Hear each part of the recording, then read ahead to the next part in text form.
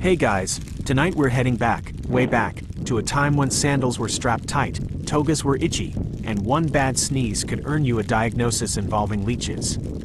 That's right, you're about to spend a day in the Roman Empire. Not as a senator or a sleek general in shiny armor. No, you're a regular person, and I have to warn you, you probably won't survive this.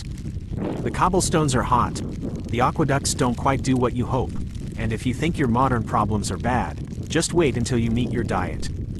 Or your boss, or your complete lack of plumbing. So, before you get comfortable, take a moment to like the video and subscribe, but only if you genuinely enjoy what I do here. Let me know in the comments where you're listening from and what time it is. Now, dim the lights, maybe turn on a fan for that soft background hum, and let's ease into tonight's journey together. You open your eyes to a sky already too bright. The air smells like sheep, sweat, and smoke. You're lying on a straw-stuffed mat, which generously offers the texture of gravel with none of the support.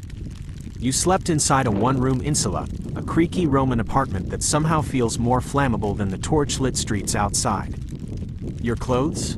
A tunic. Scratchy, stained, no pockets. Nothing about it says, fresh start. You sit up and immediately scratch your scalp. Lice. Again. There's no toothpaste, no soap, no running water. Just a communal sponge on a stick and some water that's been sitting in a clay jug since Cicero was a teenager.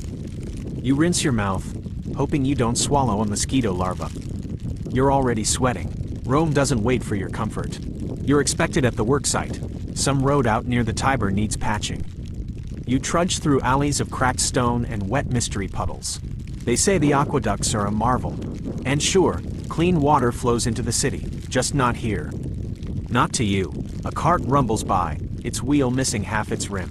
The driver yells something probably insulting in Latin, and you dodge aside, your sandal catching on a pothole. You nearly eat ancient sidewalk.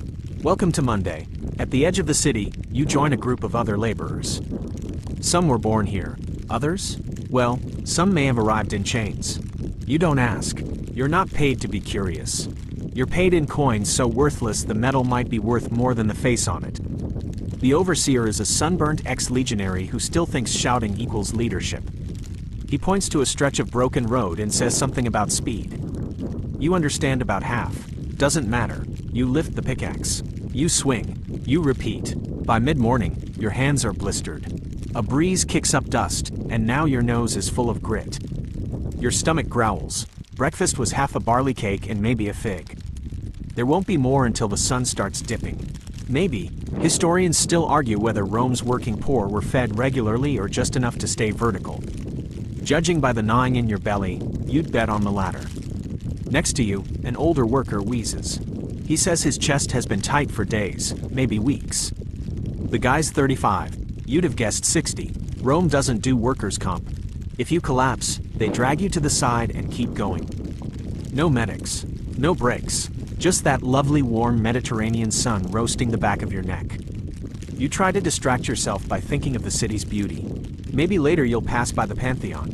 Maybe sneak a look at a temple or a statue. But mostly, all you see is animal dung and brick. And then it happens. Some soldiers pass by, eyeing your group. They're not here for war. They're here for recruits. You lower your gaze, trying to blend in, even while you know. You don't get to say no if they choose you. They don't. This time, one guy isn't so lucky. He's young, strong, and unlucky enough to meet their eyes. Two of the soldiers yank him away without ceremony. The overseer doesn't blink, just shouts for someone else to fill the spot. You take a longer swing with the pickaxe and wonder if military life might have been worse. Then you remember. Leather shoes filled with foot rot, weeks of marching, and your commander possibly believing in omens based on how birds fly. You blink sweat from your eyes and glance up. The sun's directly overhead. You know this not because of any sundial, but because your shadows disappeared, and because your head feels like it's being baked from the inside. Thirst hits. Hard, but the water jar is empty, and someone already dropped a nail in it earlier this morning, just to be funny. You shake your head. It's not funny, so you walk to the public fountain. Rome, in all its engineering glory, has gifted the city with thousands of these. But you're not the only one with a parched tongue. There's a line, a long one, and no one here believes in personal space. When your turn finally comes, you scoop water with your hands. It's cool. Sort of.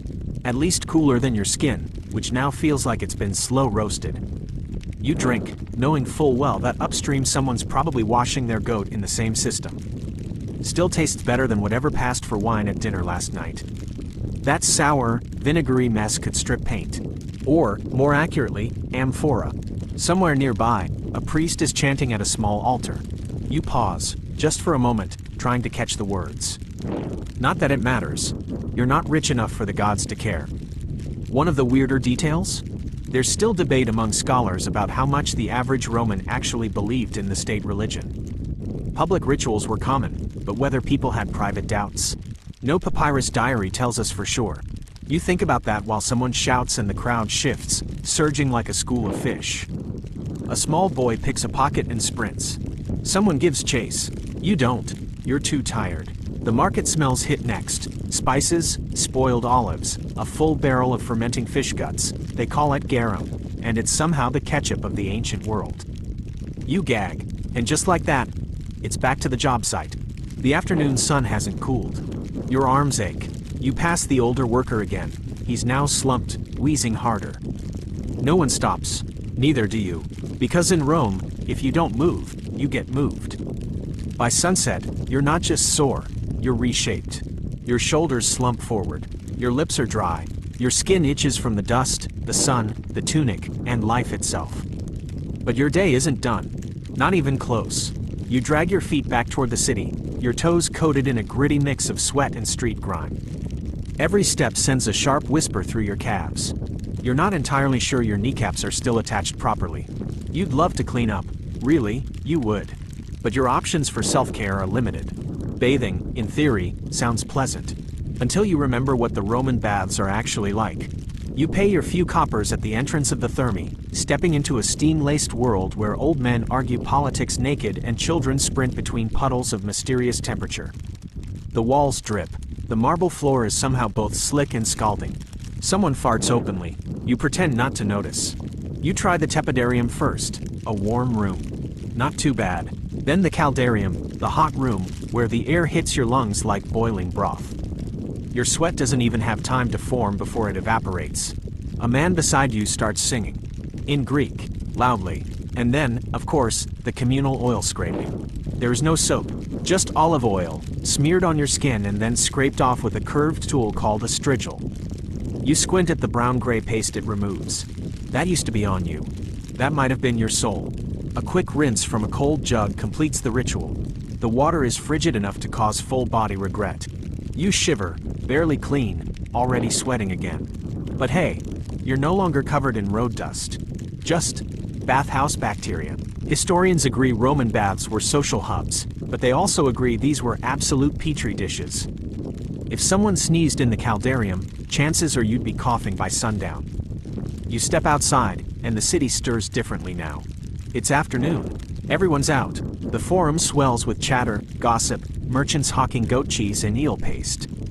You try to pass unnoticed through the clamor, but someone grabs your tunic, tries to sell you a lucky charm carved from boar teeth. You say, no, 3 times before walking away. You're pretty sure they cursed you under their breath. Down the road, you hear a distant commotion. 2 street performers in masks acting out a comedy. One wears fake donkey ears. The crowd howls with laughter, but you're too tired to care about punchlines. Your nose twitches again. Fish. Everywhere. Garum, the fermented fish sauce, is in everything. In bread. In wine. Probably in the air. You pass a tavern and see a man pour it over what might be boiled turnips. You consider being sick right there, but your stomach's too empty to even try. You find a quiet alley for a moment's rest. The walls are covered in graffiti, some political, some just lewd doodles. One says, Marcus is a donkey. Another, the girl from number 6 is the best. You don't know who wrote them, but their spirit lives on. Rome's streets are surprisingly democratic like that. Even the poor leave their mark, etched into bricks with broken pottery shards. Then comes the shove. A passing merchant barrels into you, mumbling something about filthy layabouts. You mumble something back, but immediately regret it. Roman society is layered, and even the lowest merchant holds more power than a common laborer. You apologize with your eyes and move along before he involves the vigils. Rome's not quite police, not quite firemen, definitely not fun. You round a corner and almost trip over a beggar. He's blind in one eye, mumbling a prayer to Asclepius, the god of healing. You leave him a scrap of stale bread from your pouch. He murmurs thanks. You think, or maybe it was another curse. It's hard to tell today. You press deeper into the marketplace. A vendor slaps a slab of mystery meat on a wooden slab and grins at you, gold tooth glinting. Fresh this morning, he says. You don't ask what animal it came from, or if it was still breathing at lunch. Quirky fact of the day? Romans sometimes used powdered mouse brains for toothpaste. You're beginning to suspect they also used it for seasoning. Suddenly, a trumpet blares in the distance. A crowd forms. You shuffle toward it, curiosity overcoming caution. A traveling magistrate is giving judgment in the open square. One man is accused of stealing olives. He's been beaten already, his eye is swollen shut, and now he's fined more than he could ever earn. The next case is worse. A slave accused of striking his master. The penalty? Death, unless the master is feeling merciful. Spoiler, he's not. You back away slowly, pulse quickening. You'd heard stories, but watching Rome's justice in action? It's like a school play rewritten by a sociopath. As you retreat, you spot a young woman weaving through the crowd. She's selling herbal poultices from a small basket. You catch her eye and she offers you a small cloth bundle. For pain, she says. It smells like fennel and regret. You buy it anyway. Some debate still swirls around Roman folk medicine, whether these healers had real knowledge or just good sales pitches. Either way, you're willing to rub it on your temples and hope for magic. You head home, but your building is now in full echo mode. Children shriek, neighbors argue, someone's cooking onions, and the scent smacks you like a fist. You climb the stairs to your unit, just above a bakery, which sounds nice until you realize they start pounding dough at 3 a.m. You sit, just sit, no screens, no earbuds, no anything, just you, the smell of smoke, and your sore bones.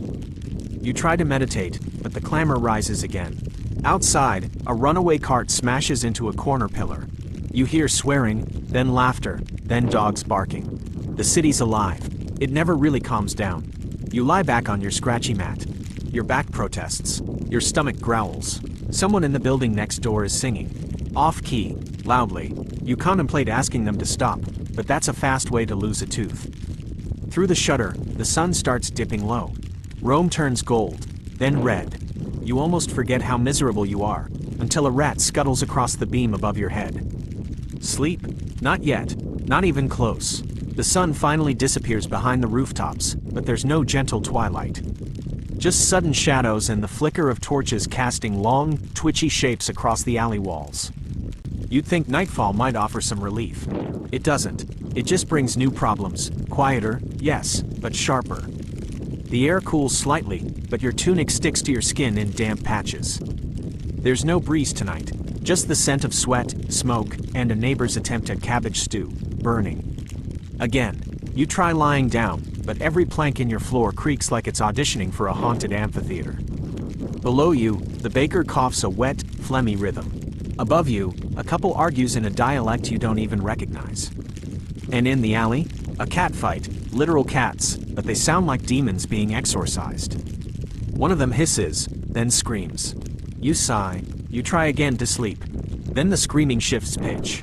It's human this time. Someone's shouting for help, or warning. It's hard to tell, but the noise doesn't travel far. Rome at night is ruled by fear, not sympathy. No one opens a door. You don't either. The smart thing is to stay invisible. You roll over, eyes open. You wonder how long it'll be until the fire starts. Because here's the thing, Rome burns. Often, these buildings are wooden, dry, crammed together like scrolls in a library. One overturned lamp, and poof, there goes the block. That's why the vigils exist, technically. They're the closest thing to firefighters, but really more like a part-time bucket brigade and full-time bribe factory. You think about that as you stare at the ceiling beam. You imagine smoke curling into the room. Would you wake in time?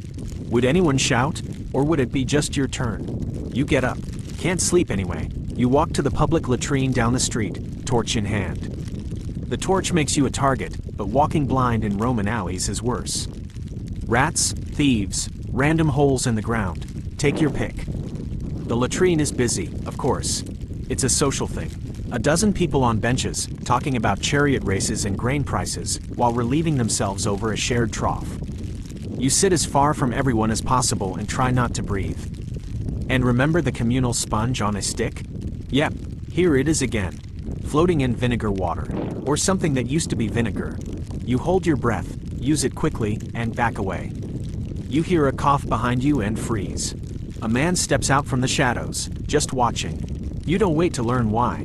You hurry out, down the path, and duck into a side alley just to be sure he's not following.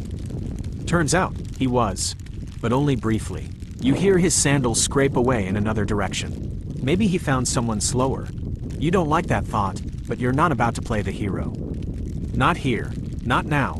You cut through a forum square, half lit by moonlight, and find a group of teens playing dice near a column.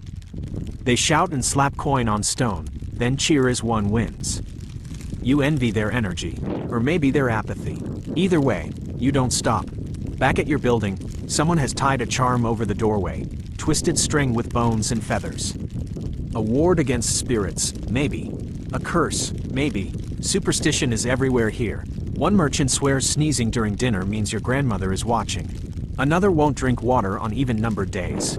You still remember the woman at the market whispering about witches hiding under the baths. They take your hair, she'd said, and your memories. Fringe nonsense? Probably. But after today, you're not ruling anything out.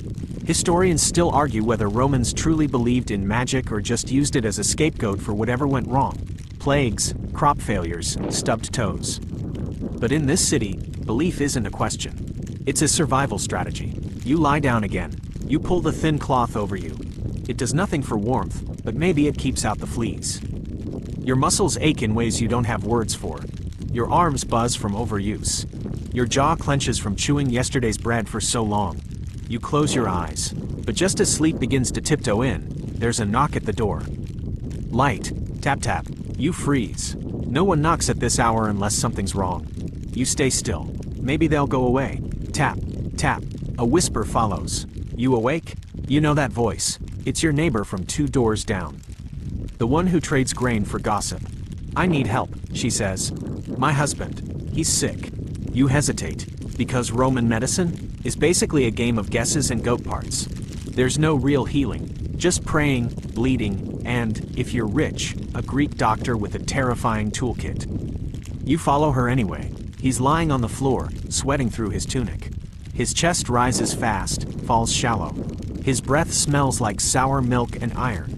You offer the fennel-smelling cloth from earlier. Maybe it helps. Maybe it doesn't. No one knows. You sit with them until his breathing slows. He's not better, just quieter. You walk back in silence, stepping over loose bricks and a stray sandal.